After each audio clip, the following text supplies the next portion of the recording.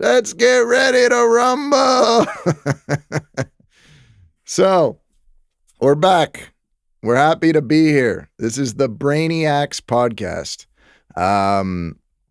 And today we're going to be a little bit more structured. The producer of the show, Captain Corey, he's always giving feedback, and we like the balance of whatever I want to say, freestyle, but with a little bit more production. So it's great. It's a great team. We like doing it. We're having fun, and we're in like a bunker, which is kind of cool because if the world goes to shit, we can still make the podcast. We're in a bunker. You got to drive towards a mountain, and this bunker's got there's lights, but there's styrofoam all over for sound optimization. So the Braineaxe podcast is coming to you no matter what happens. And if we got to talk about how to manage nuclear radiation, we're going to do it because we got you guys covered. And we're keeping this lighthearted. We're going to give you like hard science, but we're also going to keep it light. That's what the Braineaxe podcast is. We want to make it entertaining. We want science. Science can be so dry, right? Like studying science, and maybe you've experienced this if any of you guys have studied science. I'm sure, at least half of you have. Science can be really boring or it could be fun. We're trying to make science lighthearted and fun because ultimately the goal is to, get a high uptake of information. We want to educate people. We want to make an actual difference in people's lives. Now, this revolves around brain optimization, and we're going to, apply brain optimization to brain sports because that's where you really get to test the nitty gritty. But at the end of the day, we want everyone to take a little something back from the podcast and be able to make their brain a bit healthier, because that's fun. If you're doing something, why not make someone's life a little bit better? And we're going to put this brain nutrition, physiology, we're going to create awareness around the brain, because the brain is, there's a lot of brain dysfunction. We could call that brain disorder, brain health, different various brain diseases, whatever it may be. There's the optimization spectrum, and then you've got like the disease spectrum, and then you've got kind of like the in between where we just want to feel good. And we want to talk about all of that, and maybe the little things that we do, maybe you're not trying to redline your brain and get the most out of it, but we just don't want people to fall to that lower gap. So this podcast is about that. We like doing it. We're happy to be here. Captain Corey set up like this great thing. We're grateful. We got wicked quality sound. There's stuff all over the place. We're in a bunker. And that's it. Let's move on to, so we have a little bit more structure. We want to recap quickly what happened in the last episode. We want to build upon that. And education, you have to start somewhere, but reinforce it and then build from it. And that's what we want for this show. So last time we spoke about the DHA gummies. Now, in the previous episode, I was talking about the DHA gummies because I want to get DHA, this fatty acid, this omega-3 that you can get from food, cold water fish, you can get it from salmon. Like, not all fish are high in DHA. It's really the cold water fish that are high in DHA. So things like, I think sardines specifically, mackerel, things that are naturally present in cold water, and anything that's within cold water utilizes, like, you're not eating fish brains, right? Like any brain, like if you were to eat monkey brains, you would get the DHA. If you were to eat the brain of anything, because our brains are largely one of the main fatty acids are DHA, but we don't eat brains. You were to eat cow brains, you'd get DHA. We don't do that. But fish, cold water fish specifically, they have DHA in their muscle membranes. And the reason for this is because it's a very long fatty acid. So when we look at like fats, you take something that's high in saturated fat. It's generally a shorter fat, like fats are chains. Something like butter, right? At room temperature, it's hard. Coconut oil, high in short chain fatty acids. Room temperature, that is hard. Whereas if you look at something like olive oil, which has longer chains, like a monounsaturated fat, which is in between a long polyunsaturated omega-3 fat and a saturated small fat, and it's going to be liquid at room temperature. But if you put it in the fridge, it's going to kind of start to almost like congeal a little bit. It gets a little bit harder. Now, fish who live in cold water, they can't be made out of butter fat because their membranes will stop working. They're going to be hard and they'll die. So these cold water fish use DHA, like this really long fat that has like a really low temperature resistance. Like it stays fluid and wiggly at very low temperatures. So they'll use DHA in the skeletal muscle in their cellular membranes so that they don't harden at low temperatures. They have to maintain like this fluid. And that's why when we eat these types of fish, we don't have to eat the brains. They're all their fish membranes, so you can extract DHA, and that DHA will float up to your brain and be able to rebuild the neuron cells so that they function well. So recapping, my kids don't eat fish. They don't eat anything, right? So like getting DHA is difficult, but there's benefits to the developing mind, for the maintaining mind. There's benefits to having this building block come into our diet. So I found these gummies off Amazon. It's a company from PEI. They naturally sweeten with honey and they put in DHA and like a citrusy flavor. The last podcast I had ordered it, didn't get it, wasn't sure if the kids were going to like the taste. We got it. The taste it's a little bit, imagine taking orange sardines and candy, whatever. It doesn't sound good, so I was worried. And the kids loved it. It's an easy way to get DHA into the diet. We give our kids, they've got their elderberry gummy. They've got a juice concentrate gummy, which is kind of like a multivitamin, but from like juice extracts. And then we've got a DHA gummy. We're happy. We have DHA in the diet. So if we don't eat fish on a regular basis, there's ways to get DHA, and that could be from supplementation. It could be, from kids like gummies. They're not going to be swallowing horse pills. So the gummies were great. They enjoyed the flavor. It's something that we can all do.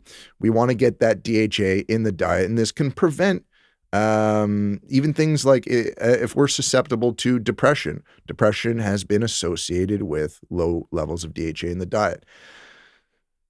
So if we want the most out of our brains or we want to prevent disease, having some regular source of DHA, if we're not, big fish consumers, there's other ways to do it. There's another way to do that as well. And it's getting, the body can make its own DHA through something that it's another omega-3. It's not as long as DHA, and the body can convert this omega-3 into DHA. And you can get that. It's really high in things like chia seeds, flax seeds, and hemp seeds. Like these things are naturally probably the highest sources of this other omega-3, which the body can take. It's like the core building block. And it's one of the only essential fats, right? Like we have essential nutrients that the body can't make, it needs to get. Well, this other omega-3, ALA, is an essential fat. And we need it in the diet because it's responsible for like a cascade of building all of the other types of fats, one of them being DHA, and for our brain, for our nervous system. So even, before we get to DHA is great because even if we get enough of this, there's also been shown to be benefits to supplement with DHA to like get a super maximal amount of DHA in the system, because the body will take that fat and then not much of it, there's only a 2% conversion. So that's enough, but you can get even more by eating fish and having enough of this amount of DHA, amount of this other omega-3 ALA. Now, the sources for this other omega fat, and this is an omega fat that is found that like we're deficient in. There's two essential fats, but this omega-3 that I'm talking about, this essential one that can convert into everything else, It's found in those three things that I mentioned in very high sources. The flax, chia, hemp hearts, I think walnuts as well. You could find it in most plant foods, just in smaller quantities.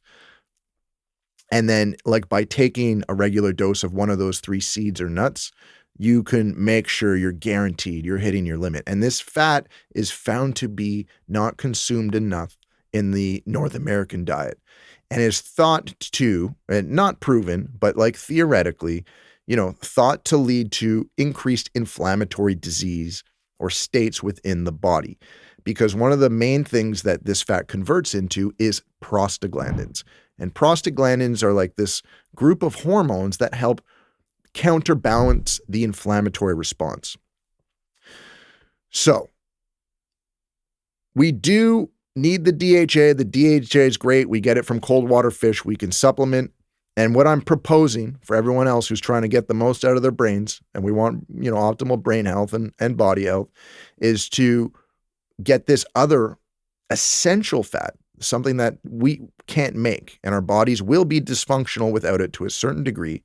And that dysfunction's largely going to be too much inflammation or not enough. We're going to have a harder time producing prostaglandins. Is add one of those four things into the diet on a regular basis.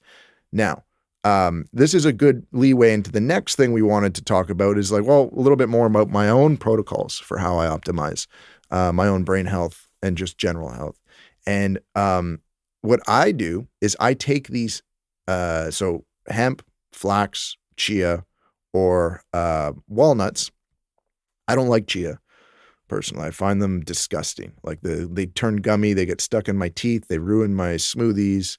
They've got like a very weird, bizarre, they're hard, but then they get this like gelatinous little layer on them. And when you mix that with liquids, it's just weird. And so I don't like them. They get stuck at the bottom. Flax seeds are good, especially for women, but they do contain a lot of phytoestrogen. So, which has weak estrogenic effects within the body. And sometimes that's a good thing, especially for women. But for men, too much phytoestrogen may have negative consequences for our own hormonal balance. So I personally don't like to use flax seeds because they're extremely high in these phytoestrogens. I don't really like walnuts, but I do really like the hemp seeds, which are also very nutrient dense. We don't smoke the hemp seeds. So I was laughing because the Captain Corey did the smoking a joint. I was like, no, we don't. We eat the hemp seeds. And they're nutritious, you've got to keep them. And it's something that's important with fats. With your DHA, keep it in the fridge or the freezer because these types of fats are very sensitive. Even the omega-3, your hemp seeds will go rancid, right? So you keep them in a closed container. If you notice when you buy hemp seeds at Costco, they come, the light is, it's in a bag that's got reflective material, right? Because the light will destroy these fats. Same thing. Oh, I hate this. Sometimes you'll go buy an omega oil at Costco, cheap, like, wow, this is great. $15-20, huge bottle of salmon oil. It's in a freaking clear container, that clear container is damaging all of these very sensitive long fats because light breaks down these fats. Oxygen breaks down these fats. Heat breaks down these fats, right? And you're buying omega fats in a clear bottle. This is garbage. It's rancid. And it pisses me off because this company's producing this fish oil, but they're not paying attention to any of the important details for maintaining the integrity of that fish oil. You're essentially getting rancid fats, right? So even with your gummies, put them into the fridge. And the hemp seeds, it's the same thing. A good hemp seed company is going to have it in like a reflective bag, so no light's getting in. You seal the top and then keep it in a cool place, fridge or whatever, and you're maintaining the integrity of the fats. I take hemp seeds. I put them into my cocoa smoothie. Cocoa itself is very rich in flavonoids that have a positive neurological effect. They like a lot of antioxidants that will specifically go and target brain function. There's a little bit of caffeine in there. There's these vitamins and minerals like high in B vitamins, iron. You take cocoa powder on a regular day, mix it with some hemp seeds, and you're getting like a huge boost for brain function right off of the bat. And it starts with making sure we're getting those healthy fats from the hemp seeds. Keep them in a nice, cool, dark place in your fridge. Close the bag. Make sure you're not buying a bag that's that isn't reflective or it isn't blocking out the light. And I take an almond milk personally, and then you can use regular milk. I'm using almond milk. One, because I'm trying to rule out a dairy allergy, and two, it's lower in calories. So sometimes that's useful. Some hemp seeds. I take 3 tablespoons of cocoa powder, and you could almost feel that stuff like clean out your brain when you drink it. You wake up kind of like groggy, and I start sipping this like organic cocoa powder, hemp, plant protein smoothie with almond milk. I put in some collagen so that I can get that like collagen synthesis going. It's an easy place for me to put it in. Blend it. It's low calories. I'm hydrating at the same time. I'm getting multiple grams of this essential fat that's the foundation for all these other types of fats and like these anti-inflammatory hormones called prostaglandins, and loaded with vitamins and minerals. The cocoa powder, which is also extremely high in energy production vitamins and minerals, but these antioxidants that go straight to your brain and have shown to like help clean out and optimize brain function. You pair that with like tremendous amount of magnesium in this shake and zinc, and also quercetin, which helps magnesium and zinc get into the cells to have effect, not just float around your blood and then you shit them out. You can actually take cocoa powder and the B complex, the magnesium, the zinc, start entering the bloodstream, going to the brain, but can actually get into brain cells because of these ionophores like quercetin, naturally high in, and quercetin's it's one thing to take in vitamins and minerals, but if you don't have the like little keys to open the cells up, you don't necessarily get those vitamins and minerals into the cells. So I'm telling you, like if you guys want a brain optimizing breakfast, and it doesn't have to be the sole breakfast, right? You could just have a shake on the side. Do this. Get some hemp seeds, chia seeds if you like them, flax if you want man titties. But for women, that flax can boost the estrogen in the body. So it's useful for menopause, premenopause, people who are dropping their menopause levels, their estrogen levels. You can use flax. For men, I would go with the walnuts or the hemp seeds. Cocoa powder, like I get my cocoa powder. It's a huge bag, $10. It's still cheap. Like the relative value of the health effects of cocoa powder to the cost of like a huge bag of cocoa powder is like $10. Organic cocoa powder. 3 scoops. You get a little bit of caffeine, paired with like some other kind of caffeine derivatives and theobromine, let's say, and then loads of vitamins and minerals, specifically ones useful for energy production, and then the antioxidants like these flavonols that are very, very rich in cocoa bean that specifically have shown to go clean out brain cells. You have that, whatever liquid you want, milk, almond milk, oat milk, I don't care, but you're getting your hydration, which you need in the morning, and then some protein. Take that and either have it with another breakfast, maybe some eggs, which are a really good source of choline. But that smoothie is one of my favorite go-to things to start the day off for building brain health. Like you immediately feel better. I wake up, I'm kind of like in that groggy wake up mode. My wife's like, we got to wipe the kids. We got to make a lunch. We got to do this. And I'm like, do my cocoa smoothie. And then I'm going from like second gear to fifth gear, like get the kids out the door. It really is. And then you continue it throughout your whole day. Try it out. we're creating awareness. Food does influence your brain and your health. I highly recommend getting some ALA into your diet. It's another form of fatty acid. And that's all we're gonna talk about today. We're happy to have you guys here. We love doing the show. We hope we do it for the rest of our lives. We're in the bunker. Check us out on social media. We got TikTok, we got Instagram, we've got Facebook, we've got Twitter, we've got LinkedIn, we've got YouTube, maybe even Spotify. We don't know. We're all over the place. We're hitting it hard. And that's it, ladies and gentlemen. Thanks for being here. We'll see you guys next week.